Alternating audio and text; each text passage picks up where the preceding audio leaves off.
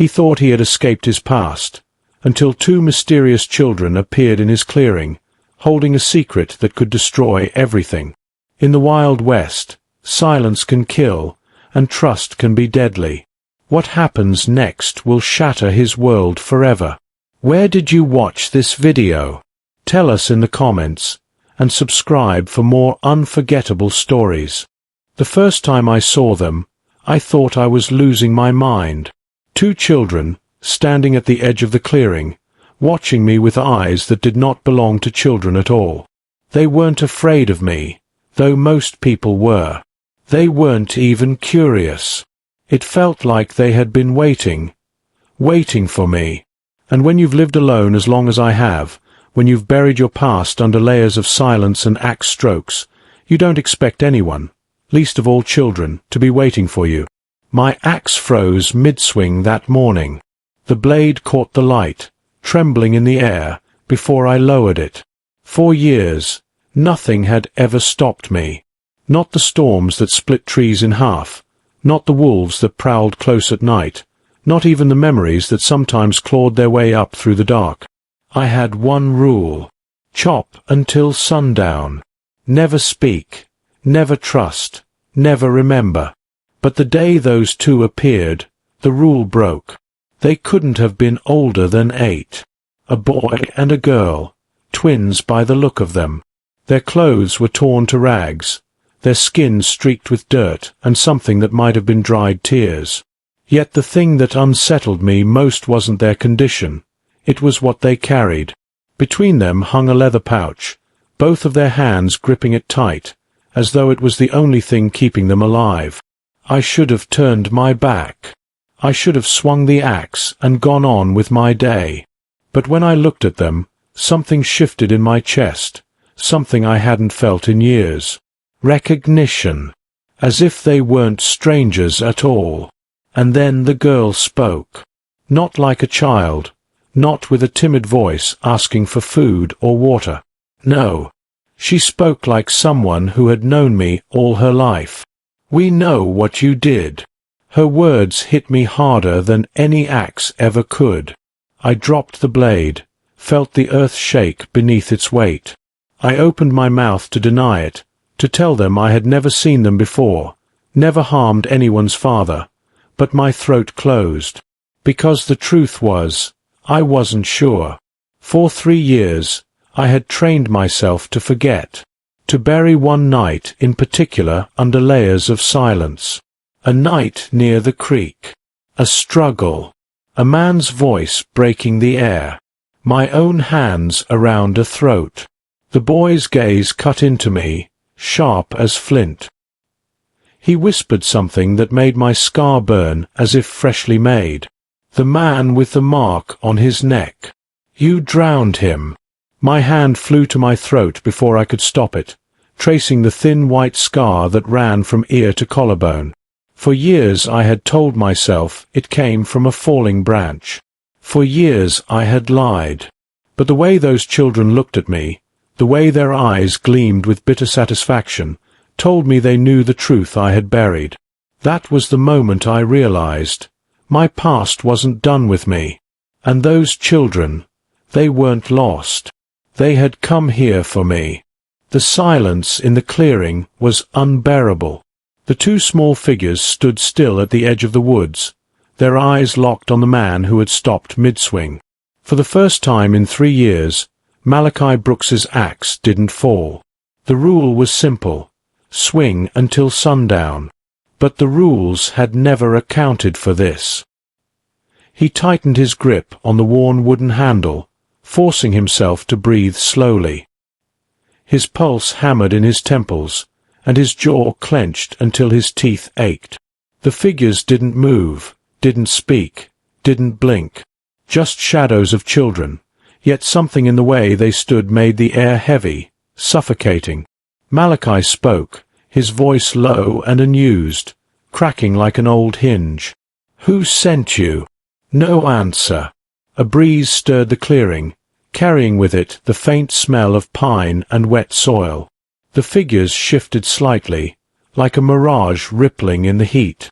And then, slowly, They stepped forward. Malachi's muscles tensed. His instinct screamed to run, to bury the axe deep into the stump and disappear into the woods. But he was not a man who fled. He had sworn himself to the land, to silence, to the solitude that had kept him alive. When the children reached the center of the clearing, he saw their faces more clearly. One was a boy, no older than 10, with hollow cheeks and eyes too large for his head. The other, a girl, perhaps 12, her hair tangled and dark, her gaze steady but unreadable. Their clothes were ragged, torn in places as if they had wandered through brambles for days. "You shouldn't be here," Malachi said, his voice firmer now. The boy tilted his head. "Neither should you." The words cut deeper than they should have. Malachi gritted his teeth. "What do you mean?" The girl finally spoke. "This place isn't yours. It never was." Her voice was calm, almost melodic, but there was something in it that unsettled him. He had carved his life out of this forest with blood and sweat, following the old rules, the ancient discipline passed down by the ones who came before. The clearing, the axe, the silence, they were his entire existence. And now, these children dared to challenge that. Malachi raised the axe, not in threat but as a reminder, to himself, to them, of what was sacred here. The children didn't flinch. Instead, the girl reached into the folds of her torn dress and pulled out a small object wrapped in cloth. She held it carefully, like it was alive. "Do you remember this?" she asked. Malachi froze.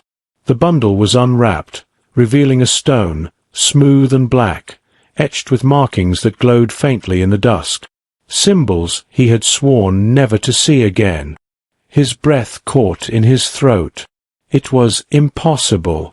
That stone had been buried long ago. Buried with the others. Buried under blood and ash. Sealed away so the rules could remain unbroken. "How?" His voice faltered. His chest tightened. "How did you find that?" The boy's lips curved into something that wasn't quite a smile. "We didn't find it. We were given it." Malachi's stomach dropped. Given. That meant someone else knew. Someone had broken the silence long before these children arrived. The rules had been betrayed. The girl stepped closer, holding the stone out toward him. Its faint light pulsed, like a heartbeat. Malachi felt his axe tremble in his hands, though he didn't loosen his grip. "You've kept the rules," the girl said. "Swing until sundown. Speak to no one. Trust nothing that moves." Her words mirrored the oath he had repeated to himself every morning, every night, for 3 years. "But the rules," she continued, her eyes gleaming with something ancient, "were never meant for you alone." Malachi's throat was dry. "Then who?" The boy and girl exchanged a glance. The forest around them seemed to grow darker, the trees leaning closer as though eavesdropping on a forbidden conversation. The air carried a weight, pressing down on Malachi's shoulders, urging him to listen but warning him not to.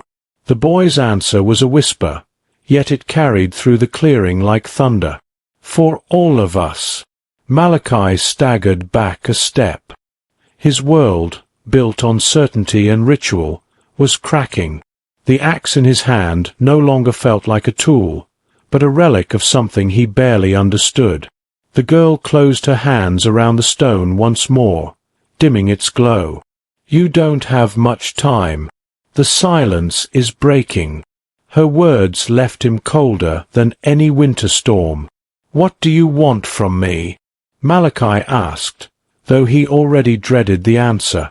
The boy and girl spoke in unison, their voices overlapping in an unnatural harmony. "Remember what you buried."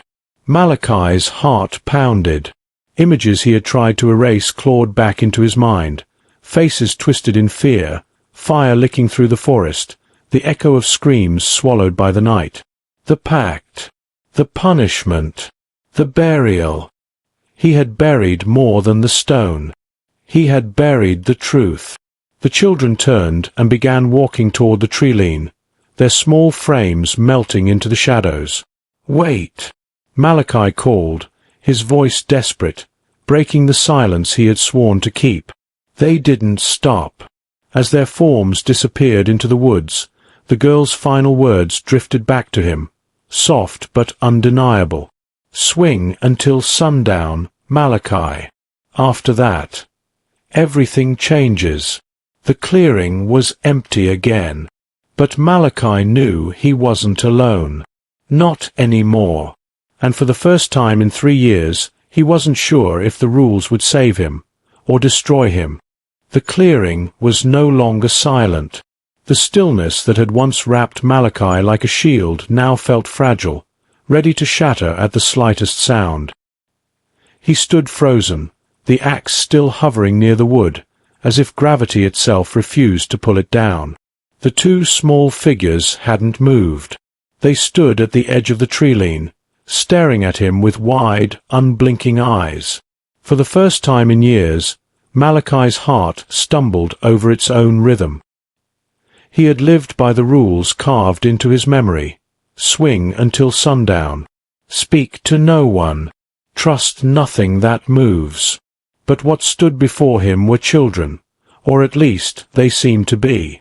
A boy and a girl, no older than 10.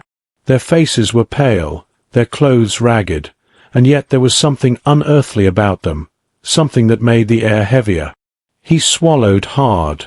"You shouldn't be here," Malachi muttered, though his voice was rough from disuse. The children tilted their heads in unison, like birds studying an unfamiliar object. They did not smile, did not blink. Their stillness made the forest itself seem alive, as though the trees bent closer to listen. The boy took a step forward. His bare foot pressed into the damp earth without leaving a mark. "We've been looking for you," he said, his voice soft, yet carrying through the clearing as though whispered directly into Malachi's ear. A chill clawed at Malachi's spine. "Looking for me? Why?" The girl finally spoke, her tone strangely melodic. "Because you're the last one." Malachi's grip on the axe tightened. "The last what?" Neither answered. Instead, the children exchanged a glance, an expressionless communication that required no words. Then the boy pointed at the axe in Malachi's hand. "You've kept the rule," he said. "That's why the forest hasn't taken you. The rule." Malachi's jaw clenched. He had never questioned it. The rule was all he had, given to him the day he came here. Swing until sundown. Speak to no one. Trust nothing that moves. He hadn't known who had spoken those words into his mind, or if anyone had at all. But he had obeyed. For 3 years he had obeyed. And now, the first breach of silence had come not from him, but from these two children. Malachi lowered the axe, though he did not release it. His voice cracked as he asked, "What do you want from me?" The girl's eyes glimmered unnaturally in the fading light. "To remember." Before Malachi could speak, the air in the clearing shifted. The scent of pine and damp moss was overtaken by something else, something metallic, like rusted iron and old blood. The children's outlines flickered, as though the forest light couldn't quite decide whether they were truly there. Malachi's knees locked. Memories, half-formed, blurred, like smoke slipping through his fingers, rose unbidden. Faces. Screams. A fire in the dark. A hand reaching out to him before it was swallowed by shadow. His breath caught in his throat. "No," he whispered, backing away. "No, I buried that." The boy smiled faintly for the first time, but the smile was wrong, too sharp, too knowing. "You buried yourself." Suddenly, the forest erupted with sound. Branches snapped in the distance. The low growl of something vast rolled through the trees.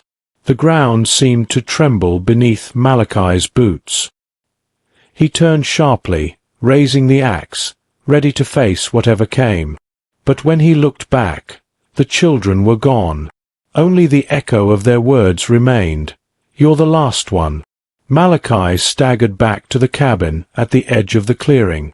The door groaned as he shoved it shut behind him, pressing his weight against it as though to keep the world outside. His cabin was dark, lit only by the dying embers in the hearth. The silence inside was almost suffocating after the strange voices in the woods. He sat heavily on the wooden stool, dropping the axe against the wall. His hands shook. For 3 years he had followed the rule without question, and in return the forest had left him alone. But now he wasn't alone. That night he did not sleep. Every time his eyes drifted shut, he saw the children's pale faces, their unblinking eyes, their voices threading into his skull. By dawn, Malachi's exhaustion had curdled into anger. He stepped outside, the morning light dull through the mist. His axe hung heavy at his side as he stared at the tree-lean where the children had stood. "Why now?" he muttered. "Why me?"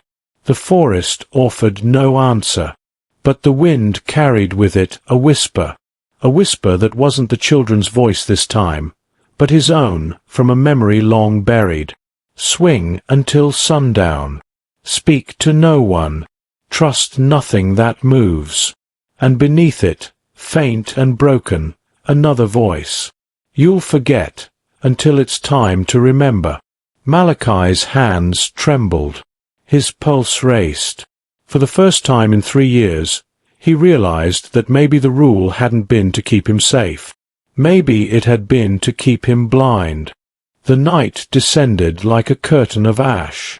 Malachi sat by the edge of his dying fire, its embers glowing faintly, like the last heartbeat of a creature too stubborn to let go. He hadn't eaten all day, though he hadn't felt hunger either. The 2 children, if that's what they were, stood on the far side of the clearing, motionless, watching. Their silence was worse than any predator's howl. The rule was simple. Swing until sundown. Speak to no one. Trust nothing that moves. He had lived by it, survived by it. Yet now, with these small figures fixed in the darkness, something inside him buckled. He thought of the stories he once heard as a boy, whispered around the fire by his father. Tales of shadow children who wandered the forests after sundown. Not alive, not dead, just waiting. If you looked too long into their eyes, you would lose yourself. If you spoke, they would learn your name. If they learned your name, you belonged to them. Malachi gripped the handle of his axe until his knuckles whitened. "Not real," he muttered under his breath. "Not real. Keep to the rule." But his voice trembled. The children didn't move until the fire finally gave its last gasp. As the flames sank into smoke, they stepped forward. One step, then another. Their bare feet left no sound in the grass. Malachi's chest tightened. He could feel the rule collapsing in his mind, piece by piece. He had lasted 3 years without breaking it. But now, the smaller figure lifted its hand. A gesture. Not hostile, not threatening, just reaching. Malachi's breath caught in his throat. "Don't," he whispered. "Don't do that." But the child's hand remained outstretched. Malachi closed his eyes. He remembered his father's voice, rough like gravel. "If the forest offers you a hand, you cut it down. You cut it before it takes you." His axe felt heavier than it ever had. When he opened his eyes again, the children were closer. Close enough now that he could see their faces clearly in the pale moonlight. And his blood froze. They were not strangers. They were not forest spirits. They were his sister, his brother, the two he had buried long ago. Malachi stumbled backward, nearly dropping his axe. His vision blurred, but he knew what he saw. Their faces were the same as the day the fever took them. Pale, fragile, yet unmarked by time, unchanged, as though the earth had never closed over them. "No," he choked. His knees buckled, but he forced himself upright. "You're gone. You're gone. You can't be here." His sister tilted her head, the same small gesture she used to make when she didn't understand something. His brother's lips curved, almost a smile, almost not. They took another step. Malachi wanted to scream, wanted to swing the axe, end this nightmare before it swallowed him. But he couldn't. His arms would not obey. His breath burned in his chest. "You're not real," he roared finally, voice cracking. "You're not them." And yet, deep inside, a part of him, the part that still carried their laughter in the corners of his memory, wanted to believe. The boy's voice cut through the night. Malachi. His name. Spoken softly, gently. But it was enough. The rule was broken. The ground seemed to tremble beneath him. The trees groaned as if in pain. The night air thickened, pulling at his lungs. Malachi staggered, dropping to one knee, his axe slipping from his hand. His name echoed in the dark, carried by unseen voices. Malachi, Malachi, Malachi. The children stepped closer still, their eyes reflecting no light, only endless black. And then the clearing split. The earth beneath his feet cracked open, a jagged wound of light tearing through the soil. Malachi shielded his eyes as the ground roared, and the children dissolved into ash before him. The world folded in on itself, twisting.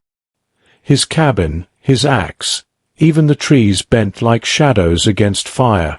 And then, silence.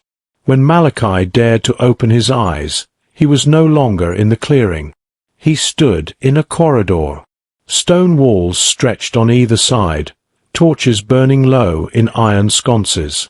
The air smelled of dust and old iron. His axe lay at his feet, untouched by the shift. He bent to pick it up, his hand trembling. Where? Behind him, a whisper. Brother. He spun. Nothing. Just the stone corridor, stretching back into endless dark. Malachi gritted his teeth. He knew now that there was no going back. The rule had shattered, and with it, the thin wall between his world and something else. Something waiting for him. He walked forward, the weight of the axe both comfort and curse in his grip. The torches flickered, and with each step, he felt unseen eyes pressing against his back. The corridor bent, spiraling downward, deeper into the earth. He had the sense he was walking not through stone, but through memory, his own, twisted and rebuilt into this endless passage. The laughter of his siblings rang faintly ahead, luring him. But Malachi knew one thing now. This was no longer about surviving the rule. This was about facing what waited when the rule was broken. And the deeper he went, the clearer one truth became. He was not alone down here. The forest had grown eerily quiet. Not the natural hush of dusk when birds tuck their wings and crickets prepare to sing, but a silence so absolute it pressed against Malachi's ears. Even the wind seemed to hesitate among the trees. The two figures stood only steps away from the edge of the clearing, their pale outlines quivering in the half-light. Malachi's hand tightened around the handle of the axe. For 3 years, every lesson carved into his mind had told him what to do. Swing, strike, remove the threat. No questions, no hesitation. Yet the blade remained frozen midair, dripping with the sweat of his grip. The figures didn't move closer, nor did they retreat. They simply watched him. Small, fragile, human, or at least they seemed so. One of them, the taller of the two, took a single step forward. The crunch of dead leaves underfoot shattered the silence like a glass pane. Malachi flinched at the sound, his pulse hammering so loudly it felt as though the whole forest could hear it. "Who sent you?" His voice rasped from disuse, rough like gravel. It startled him to hear it. 3 years without speech had made words feel foreign, heavy on his tongue. The children didn't answer. Their eyes reflected the last strands of daylight, wide and unblinking. The smaller one clutched something tight against their chest, a bundle of fabric, or perhaps a worn-out toy. Malachi's chest tightened. He hated that his first instinct wasn't suspicion, but recognition. A memory long buried flickered in his mind. Another child, smaller even than these two, giggling at the edge of a cornfield, holding up a crooked stick as though it were a sword. A memory he had sworn never to recall. He blinked hard, and the memory slipped away like smoke. "You don't belong here," he said, his tone harsh enough to mask the tremor beneath. "Leave before." He stopped himself. He didn't know how to finish that sentence.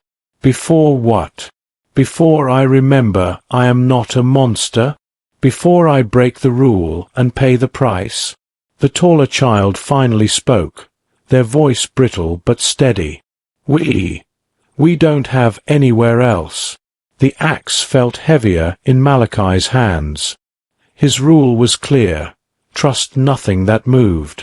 Yet here they were, two voices, two pairs of eyes, and an ache in his chest that told him rules were not iron. His gaze swept toward the tree line. Shadows moved there, too fluid, too synchronized to be mere tricks of light. He wasn't alone, and it wasn't just the children.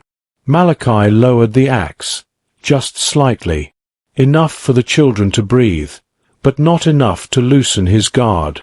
"You followed something here," he muttered. "Something followed you." The smaller child clutched tighter to their bundle, shaking their head violently. "No. They'll find us if we go back. Please, don't send us away." Malachi should have told them no, should have raised the axe again, ended the hesitation before it spread deeper into his bones. But instead, he found himself lowering the weapon fully, the blade sinking into the earth at his feet with a dull thud. He cursed under his breath. His silence had been a shield, his solitude, his strength, and yet with only a handful of words, two strangers had cracked it open. The taller child stepped forward again, closer now, enough that Malachi could see the dirt smeared across their face, the ragged tear in their coat. Their lips trembled as though each word risked breaking them. "They took everyone else. Please, let us stay." Malachi's jaw clenched. He could hear them now, the faint rustle in the woods, the dragging of something heavy, the rhythm of footsteps too deliberate to be animal. The rules had never prepared him for this. He turned sharply, pointing toward the cabin at the far edge of the clearing. Its roof sagged from neglect, and the shutters dangled loose on their hinges, but it was shelter. Inside. Now. The children hesitated, but his command carried a weight they didn't dare disobey. They darted across the clearing, slipping inside the cabin's crooked doorway like frightened birds. Malachi yanked the axe free from the dirt and faced the tree line. The shadows had grown thicker, merging into shapes that no longer tried to hide. For the first time in 3 years, Malachi felt fear, not for himself, but for what he had just allowed into his world. The wind returned then, cold and sharp, carrying with it the faintest of whispers. Words. Familiar words. Swing until sundown. Speak to no one. Trust nothing that moves. But it was no longer a reminder. It was a warning. The first sound came like a broken branch, snapping under the weight of a foot too heavy for the forest floor. Malachi's senses flared instantly. He had spent years listening to silence, interpreting every creak, every rustle, every tremor in the ground. He could tell by the rhythm that whatever was coming was neither human nor animal, but trained, precise, and deliberate. The children huddled in the corner of the cabin, the bundle still clutched between their tiny hands. Their eyes, wide and frantic, darted to the doorway every time a shadow passed across the broken windows. Malachi knelt, keeping the axe close, every muscle coiled and ready. "You're not going to touch them," he muttered to himself, almost as if saying it aloud could anchor the promise he'd buried for years. A promise he had whispered into the fading ears of a dying man. A promise that now weighed more than any burden he had ever carried. Outside, the forest seemed to shift. Shadows deepened unnaturally, blending with the trunks, the undergrowth, the fog that crept like a living thing. Malachi could hear it now, the soft crunch of boots on earth, the distant clink of metal, and the faint, unmistakable scent of smoke. They were coming for the children. His heart pounded not with fear for himself, but for them. He had survived storms, animals, and years of isolation, yet nothing in his life had prepared him for the way a child's terror could ripple through him, break his defenses, and awaken the memories he had tried to bury. He thought of the creek, of the man he had killed, of the promise that had kept him alive in solitude. His knuckles whitened around the axe handle. It was time. The first figure emerged from the trees, a silhouette against the dimming sky, his posture rigid, calculating. Malachi recognized the glint of metal, a pistol, carefully balanced, ready to strike. Sterling Maddox. The merchant's smile would have seemed friendly under any other circumstances, but here, in the forest, it was the prelude to death. Malachi's lips tightened. Every instinct screamed to strike, but the children came first. He motioned toward the cabin, a silent order for them to stay inside, then positioned himself between them and the approaching danger. The wind shifted again, carrying more sound. Footsteps, multiple this time, and the rhythmic thud of hooves on damp earth. Malachi's eyes widened. Sterling hadn't come alone. Reinforcements. Men trained to hunt, to track, to kill. And behind them, he could sense the faint gleam of another threat. Government agents, soldiers sent to enforce laws and claims he had only half understood in the past. He took a deep breath, tasting the cold air. The forest smelled of pine, damp soil, and the faint metallic tang of blood that hadn't yet been shed. Every nerve in his body coiled tighter, ready for the inevitable clash. Sterling stepped closer, his voice carrying easily over the clearing. "You know, Brooks, I was hoping we wouldn't have to do this. But those children are mine. Give them to me, and perhaps we can settle this without unnecessary bloodshed." Malachi's throat tightened, and he spat on the ground. "They're not yours, and they never will be." The children whimpered, and Malachi cursed under his breath. Every sound, every movement was a risk. One wrong move and everything could be lost. The children, his secrecy, the fragile control he had over his own guilt. Sterling's men fanned out, circling the cabin like predators, their rifles aimed with careful precision. Malachi felt the old, familiar rage ignite in his chest, memories of violence and survival coursing through him. He had trained himself to endure pain, to anticipate every attack, to act decisively.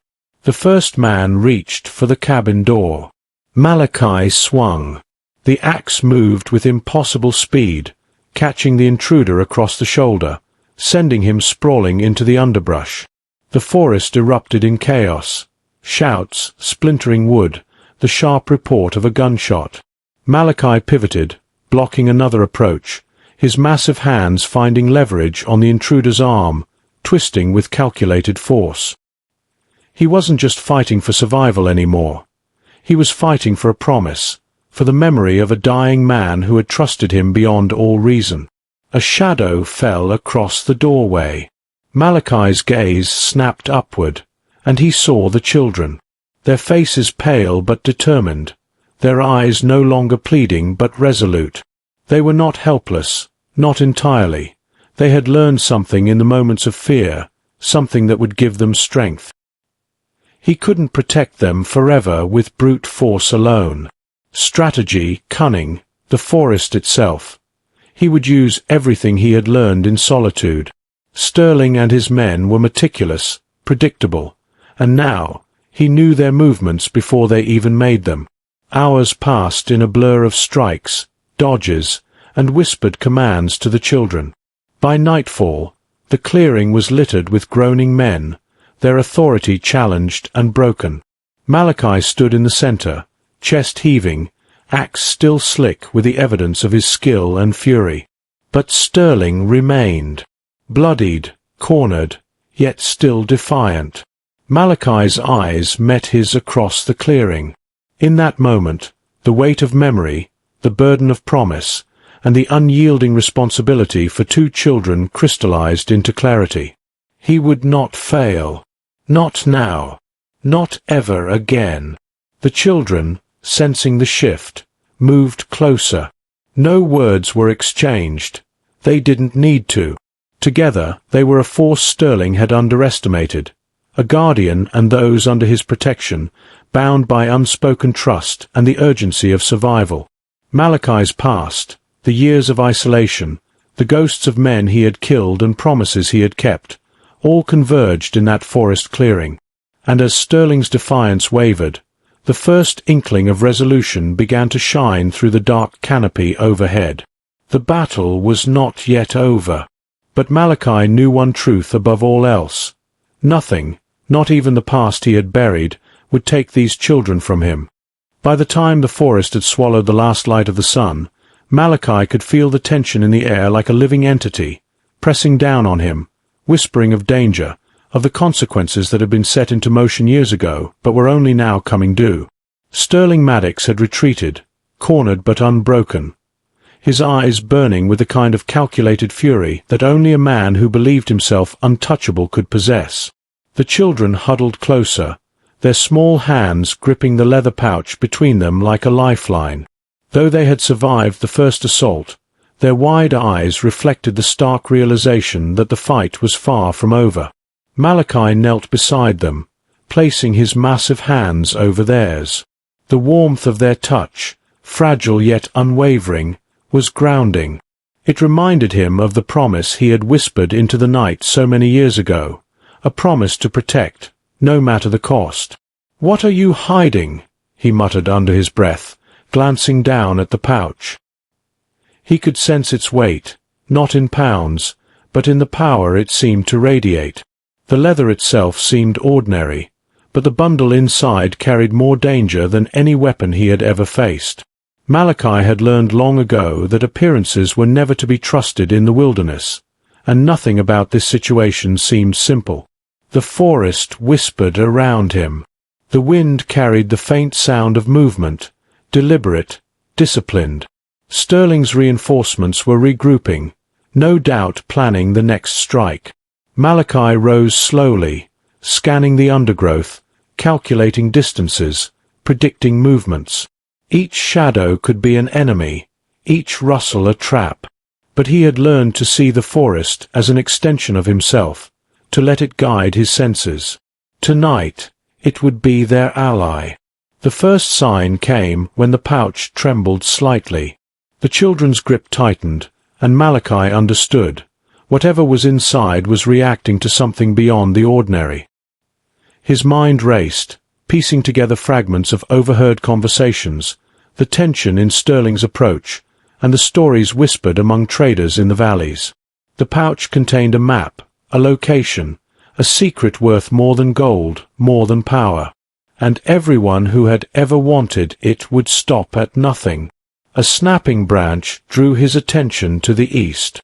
Figures emerged from the darkening forest, tall, imposing, moving with the precision of men who had hunted entire tribes before breakfast. Malachi's eyes narrowed. Soldiers. Federal soldiers, by the look of their uniforms, the insignia on their collars catching the dying light. He realized immediately that Sterling had not been working alone.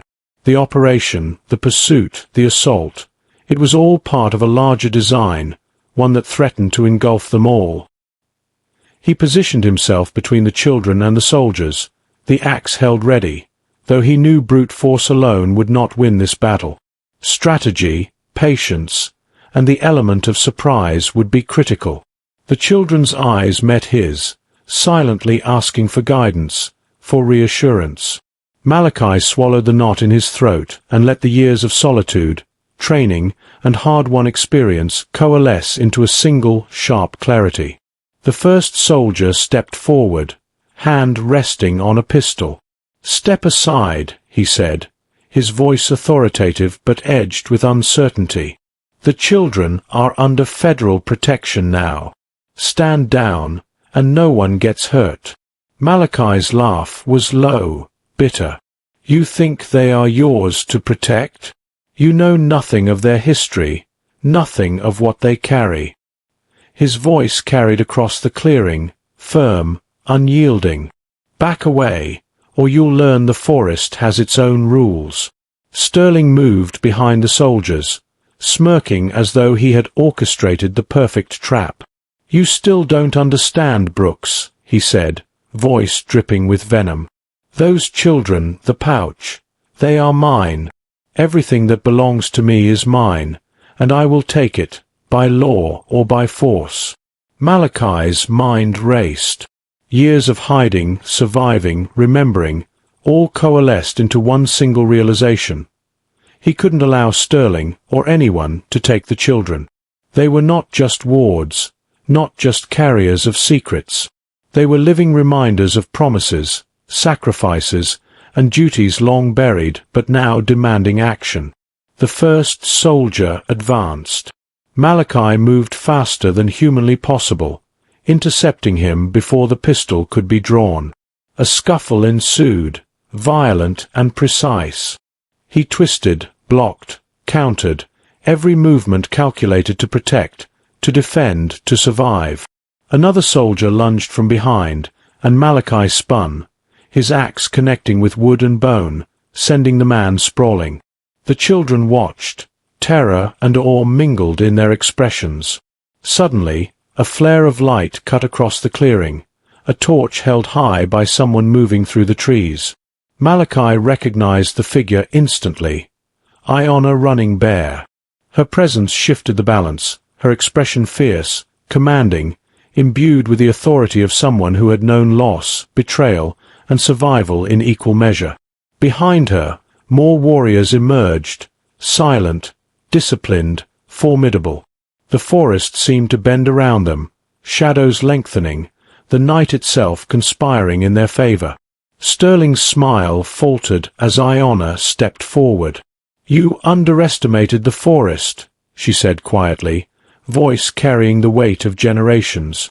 "You underestimated the people who protect it."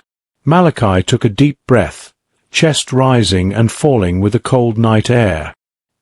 He realized something profound in that moment. This was no longer about his guilt, no longer about the years he had spent in solitude. This was about legacy, responsibility, and the unyielding truth that some promises demand fulfillment, no matter the personal cost. The soldiers hesitated. The clearing was a maelstrom of tension, anticipation, and the silent promise of violence. Malachi's axe gleamed in the torchlight, but it was the unity of those standing with him, the children, Iona, the warriors, that made the difference. Sterling's eyes flickered, calculating, realizing too late that he had been ensnared not by one man, but by generations of loyalty, courage, and unbreakable resolve. The first shot rang out, not from Malachi, not from Sterling, but from one of the advancing warriors. The sound split the night, echoing through the trees, and the battle truly began. Malachi moved as one with the forest, every step precise, every strike deliberate. He fought not for revenge, not for survival, but for the children, for the promise he had buried deep within himself, and for the right to ensure that their future was not dictated by men like Sterling Maddox. Hours passed, each second stretching into eternity. By the time the first pale light of dawn touched the forest floor, Sterling lay captured, disarmed, his network fractured. Malachi stood amidst the remnants of the night's chaos, the children safe behind him, Iona by their side, the forest alive with a quiet pulse of victory and the lingering whisper of past promises fulfilled. And for the first time in years, Malachi felt something he hadn't allowed himself to feel. Hope. Not just for himself, but for the children, for the legacy of protection and courage that had survived centuries, and for the chance to finally live without the weight of unfulfilled vows pressing down on his shoulders. The forest had settled into a tense quiet, but Malachi could feel it. Every leaf, every twig seemed to tremble with the anticipation of what was coming next. The children clung to him, their small hands warm but firm against his rough skin. The leather pouch rested between them, innocuous in appearance, but heavy with the weight of secrets that could topple empires. He knew the danger wasn't over. Sterling Maddox might have been captured, but the forces behind him were far more insidious than any one man. Iona Running Bear had taken command of the clearing, her presence a silent declaration that anyone who threatened the children would face more than just Malachi's wrath. She was a living testament to a lineage of protectors, her eyes burning with a kind of authority that demanded obedience and respect. Malachi watched her carefully, realizing that the war was not only against Sterling, but against a system that had long sought to exploit those who lived quietly, who hid secrets too dangerous for the world to know. The children, Kota and Lyra, shifted slightly, glancing at the pouch as if it were a living thing, as though it recognized them in a way Malachi could not. He knelt beside them, letting the torchlight cast long shadows over their small faces. "Whatever is in there," he said quietly, voice barely more than a whisper, "it is not just paper or metal. It is the future of your people, and the greed of men like Sterling could destroy everything if they get it." Kota's eyes met his, old and solemn beyond his years. Lyra pressed a hand to his arm, and for a moment Malachi could feel the unspoken trust that had developed between them in such a short time. He understood that the pouch was more than a map. It was a key, a repository of knowledge and strategy passed down through generations, and everyone who sought it, from merchants to federal agents, was willing to kill for it. Malachi's mind raced. Years of isolation, years of burying dark memories, had left him prepared in some ways but dangerously unready in others. The forest had taught him survival, but it had never prepared him for the political, the legal, and the merciless greed that now pressed upon this remote clearing. Sterling's capture was temporary. His network, his allies in the government, and the unknown financiers behind them were still moving pieces in a game Malachi barely understood. The first sign of trouble came from the north, a low whistle, a signal among those trained in stealth. Malachi froze, senses sharpening, muscles coiling like steel springs. Out of the shadows emerged a group of men in civilian clothing, rifles slung over their shoulders, eyes cold and unyielding. Federal contractors, he realized, or mercenaries acting on behalf of someone with power far above Sterling. They moved with confidence, assuming that control had shifted to their side. Malachi did not hesitate. He positioned himself in front of the children, the axe steady in his massive hands. Every movement, every breath was calculated, measured. The forest itself seemed to respond, branches bending, shadows elongating, as if aware of the impending clash. The men advanced, expecting compliance, but the forest was Malachi's ally, and he had learned its language. Iona and her warriors flanked him, silent as shadows, eyes scanning, knives and spears at the ready. She whispered orders to Kota and Lyra, teaching them subtle signs and positions that could help in moments of danger. The children listened intently, absorbing every word like young sponges. Malachi could not help but marvel at their resilience, their instinctive courage. They were small, but they were formidable in ways few adults could ever understand. A shot rang out from the edge of the clearing, a warning, not yet an attack. Malachi pivoted, swinging the axe in a practiced arc that forced the first intruder to stumble back. The clearing erupted into controlled chaos. Malachi's movements were fluid, precise.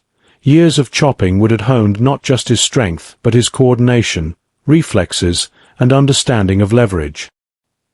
He moved as if the forest itself guided him, intercepting attacks before they could land, countering with brutal efficiency. But this fight was different. It was not only about brute force. It was about patience, strategy, and the understanding that every misstep could cost lives. The children watched, wide-eyed, but they did not panic.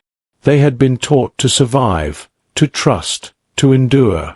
Lyra tugged on Malachi's sleeve, pointing toward the edge of the clearing where a flicker of movement indicated more intruders approaching. Men with uniforms partially hidden beneath cloaks, carrying documents, maps, and weapons designed to intimidate and control. Malachi's chest tightened. These were not ordinary men. They were the kind who calculated every move, who understood leverage, law, and intimidation. Sterling had been the front, but the real game lay with them. He realized then that the pouch was not just a key to a mine. It was evidence, leverage, power, the kind that could topple governments or start wars. And it was up to him to ensure that it stayed out of the wrong hands. Hours blurred into tense, measured movements. Every rustle, every shadow, every whisper of wind became a signal. Malachi guided the children through the forest, using secret paths, broken trails, and hidden caves to outmaneuver the federal agents and mercenaries. Each step was a careful dance between exposure and concealment, survival and strategy. The night was long, the air thick with anticipation, but Malachi's resolve never wavered.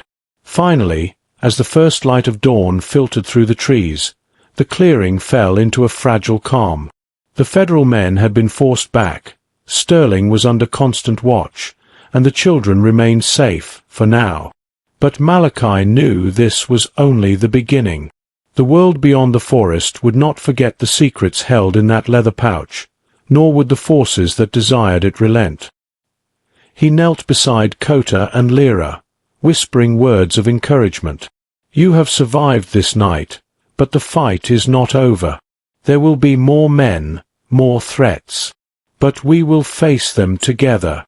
You have the courage of your people, the strength of generations behind you, and I will not let anything happen to you."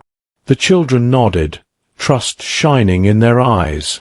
For the first time in years, Malachi felt the weight of his past lift slightly, replaced by the clarity of purpose.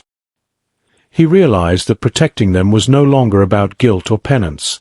It was about life, legacy, and the enduring power of promises kept. As they moved deeper into the forest, leaving the clearing behind, the sun rose fully, casting golden light over the canopy. Malachi knew the days ahead would be treacherous, but for the first time in his life, he was not alone. He had allies, purpose, and a path forward, a path that demanded courage, strategy, and the unwavering resolve to protect what mattered most. The forest no longer felt like a sanctuary. It had become a battlefield, though not in the traditional sense. Every rustling leaf, every shadowed trail, every distant call of wildlife carried with it the potential for danger. Malachi moved with the children through narrow passes, over fallen logs, and along hidden streams, acutely aware that they were being tracked. The leather pouch they carried, small and deceptively ordinary, was now the axis on which their survival turned. It wasn't just a piece of their father's legacy. It was a beacon, drawing greed and violence like moths to flame. Hours turned into days. Malachi had lost count of time, but the children remained vigilant. Kota's sharp eyes scanned every approach, while Lyra's uncanny ability to sense danger kept them several steps ahead of their pursuers. Malachi, meanwhile, was forced to confront his own limitations. He was strong, yes, capable of feats few men could match, but the forest held more than just physical threats. It harbored men who understood manipulation, power, and fear in ways Malachi had never faced. Sterling's capture had been temporary. Whispers of his escape, or perhaps of his network acting in secret, stirred unease in Malachi's gut. But what gnawed at him more was the realization that these men were no longer operating as individuals. There were layers, orders, and loyalties he could not yet map. Somewhere out there, behind the formalities of law and commerce, people were calculating, plotting, and waiting for the moment to reclaim the pouch, and with it, the power it contained. Malachi crouched in a hidden alcove of a cliffside, the wind carrying the scent of pine and the faint tang of danger. The children slept fitfully, their exhaustion betraying the tension they had maintained for days. Yet even in sleep, their hands clutched the pouch. Malachi allowed himself a rare glance at it, too clean, too purposeful, almost alive. It was not the contents themselves that were dangerous, he realized, but the knowledge that what it represented could disrupt lives, economies, even governments. Suddenly, a crack in the underbrush, a misstep by one of the trackers, and Malachi was instantly alert. Reflexively, he positioned himself between the children and the approaching threat. It was a single man, moving with the precision of someone trained but inexperienced in wilderness tracking. Malachi's approach was silent, deliberate, and by the time the man noticed, Malachi was already behind him, neutralizing the threat without a sound. The lesson was clear. The forest protected those who respected it, but it demanded vigilance. As night fell again, the group found temporary refuge in an abandoned logging cabin, remnants of a long-forgotten settlement. Malachi inspected it thoroughly, checking for hidden dangers and structural weaknesses. The children, sensing the brief lull, explored cautiously, their innate curiosity balanced with a wariness born of necessity. They found a small, unused fireplace and sat near it, trying to maintain a sense of normalcy. Malachi, though exhausted, kept watch, aware that this was only a momentary reprieve. During the quiet, Malachi allowed himself to reflect. He had spent years in isolation, believing he had buried the weight of past deeds. But these children, their trust, and the responsibilities now placed upon him had unearthed memories he had fought to suppress. He remembered Jacob running bare, not as the man whose death haunted him, but as the calculated, brave figure who had ensured his children's survival. The guilt he had carried for years transformed into resolve. He now understood the true measure of his actions. But resolve alone would not be enough. The forest would not protect them indefinitely. Word of the pouch, the mine, and the children's knowledge had spread further than Malachi had anticipated.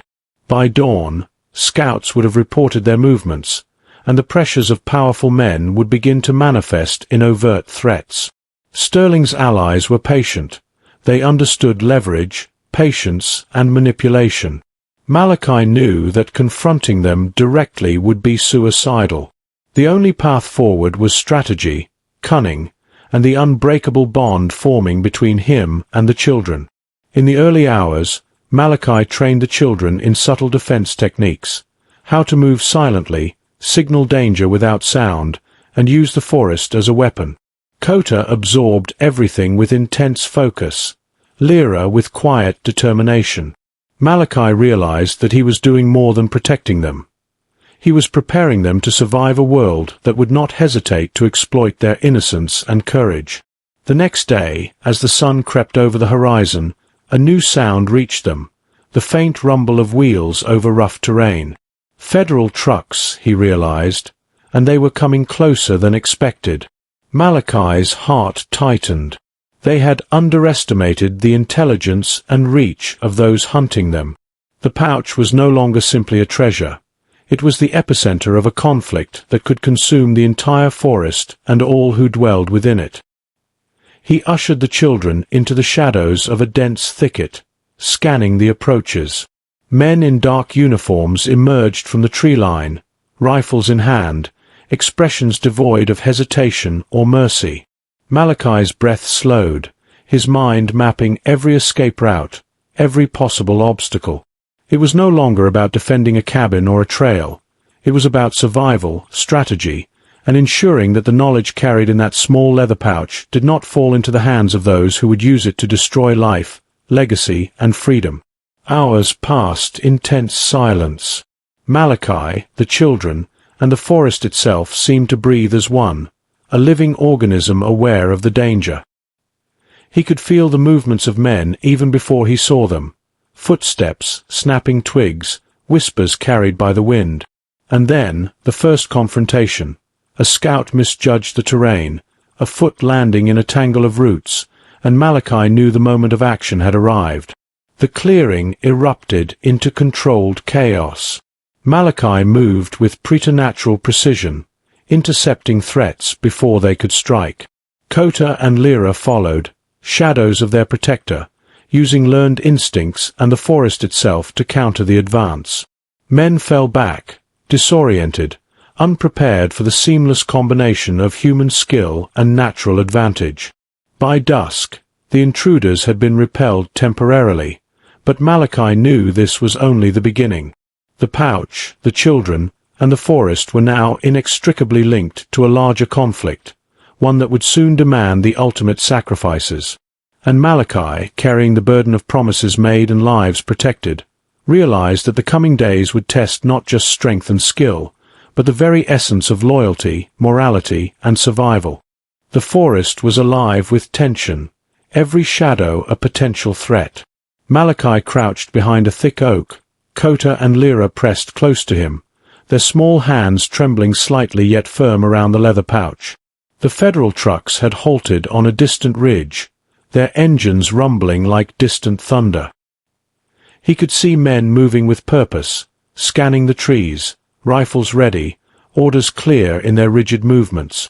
Time was short, and the window for safe passage smaller than ever.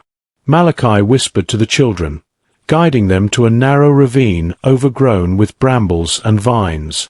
Every step was calculated, every movement precise.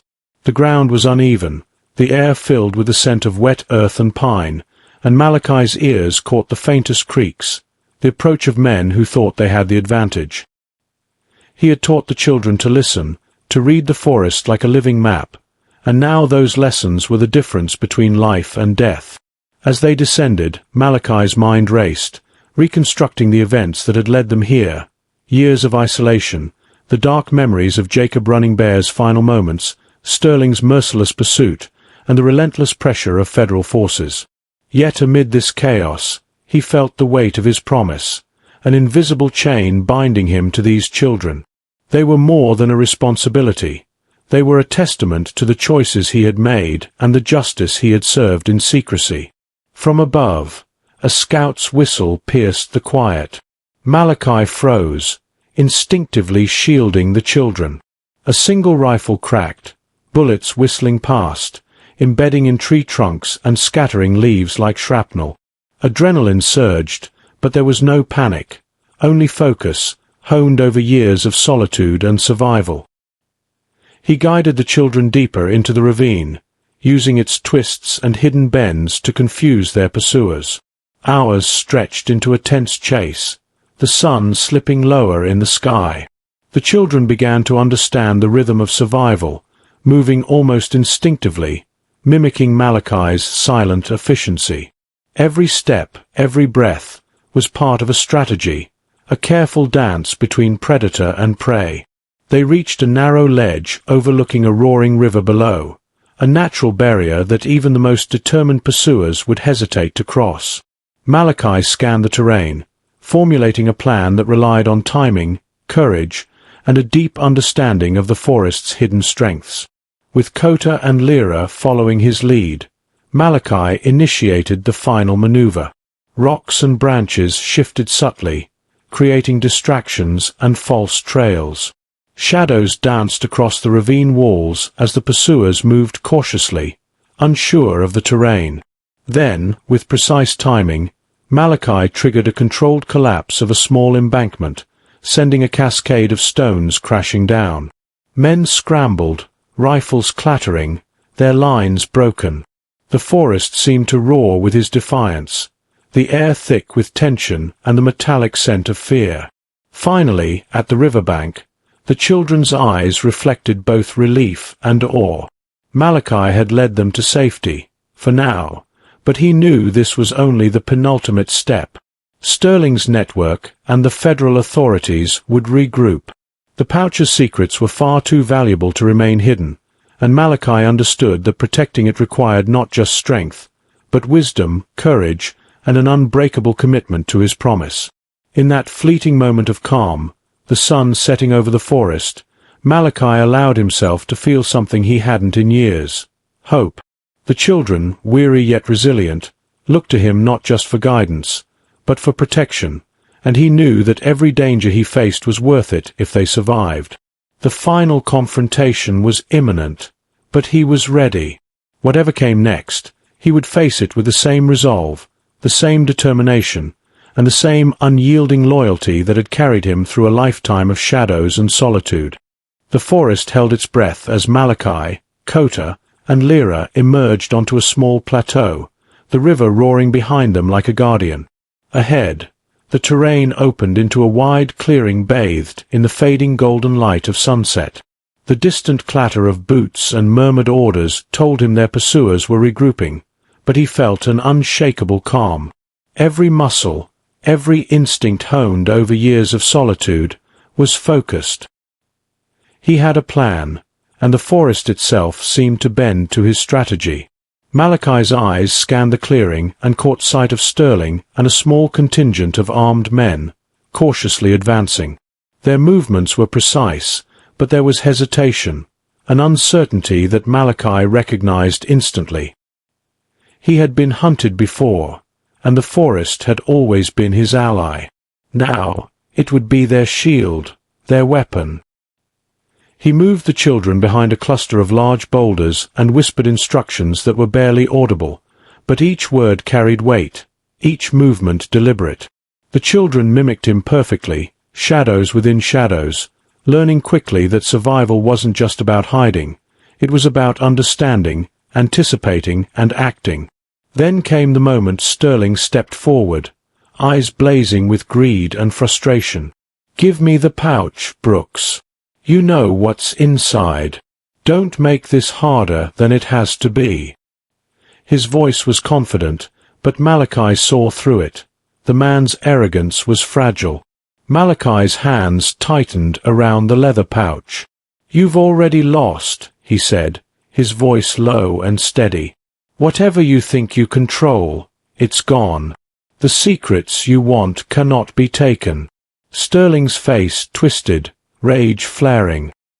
He drew his gun, but Malachi anticipated it instantly. Years of swinging an axe, dodging danger, surviving in the wilderness, had sharpened reflexes that were beyond ordinary. With a swift motion, he disarmed Sterling, knocking the gun aside and pinning him to the ground. The children stepped forward, no fear in their eyes, only determination. "You won't hurt anyone else," Malachi said firmly, looking at Sterling. "Not the children. Not the forest. Not the people you think you can control." At that moment, the sound of horses grew from behind the trees. Iona appeared with her warriors, flanking the clearing with disciplined precision. Federal forces had arrived too, but this time, Captain Morrison's expression carried respect rather than threat. He had come to understand the truth, to witness justice done. The confrontation was tense but brief. Sterling, realizing the depth of opposition and the futility of his greed, surrendered. Iona took the pouch from Malachi's hands, examining it carefully. The information it had contained was already neutralized, scattered ashes in the wind, remnants of a secret too precious to fall into corrupt hands. Malachi felt an unprecedented weight lift from his shoulders. The burden of guilt he had carried for years, the memory of Jacob running bare, the promise he had sworn, the isolation he had endured, began to dissolve. He had kept his word. He had protected the children. He had preserved the forest, the tribe's secret, and the balance of life that depended on it. As the sun dipped below the horizon, painting the sky in hues of crimson and gold, Malachi finally allowed himself to breathe. The children, their hands intertwined, looked up at him with trust and admiration. In that moment, he realized something profound. The life he had feared to live again, the connections he had avoided for decades, were now possible. He had been reborn from the shadows of his past, a guardian, a protector, and perhaps, for the first time, a part of something larger than himself. Iona approached, her eyes calm and approving. "You've honored the promise," she said simply. "And in doing so, you've saved more than just these children. You've preserved what truly matters." Malachi nodded, the sun's last rays warming his face. For the first time in years, he felt whole, unburdened, and ready to step into a future where the past no longer dictated his life. The forest, the children, and even the distant mountains seemed to acknowledge it, the long silence broken by the soft laughter of freedom, trust, and hope. The story had ended, but life, vivid, unpredictable, and filled with promise, was only beginning. If you were in his place, would you fight the same battle? Share your thoughts in the comments, and don't forget to like the video. Explore the other stories waiting for you on the screen.